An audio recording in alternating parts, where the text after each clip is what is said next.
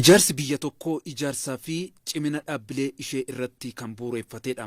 Biyyi dhaabbilee jajjaboo qabdu keessoon ishee jabaa dhagaamtummaan alatti qabdus olaanaadha. Itoophiyaan dhaabbilee ijaarsa biyyaatiif shoora baatan darbees maqaa gaarii sadarkaa idila addunyaatti ibsan kan qabdudha.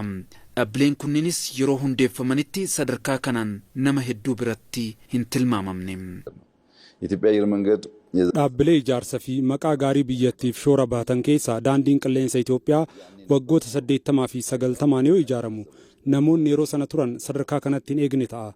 Har'a garuu Itoophiyaa bira darbee dhaabbata Afrikaan ittiin boontudha. Dhaabbilee akkasii teelee fudhachuu dandeessa, tajaajila poostaa fudhachuu dandeessa.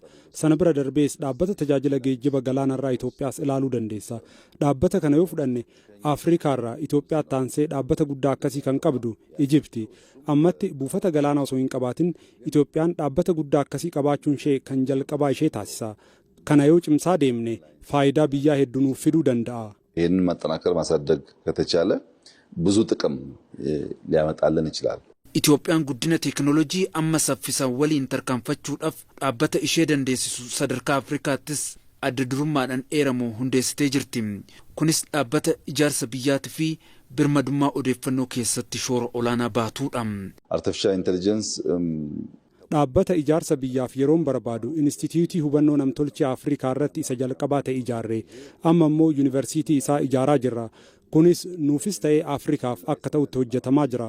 Inni kunis bu'aa ijaarsa biyyaaf qabu akkuma daandii qilleensa Itoophiyaa fa'aa sana akkuma dhaabbilee buleeyyii sanaa oolee bulee faayidaan isaa mul'achaa deema.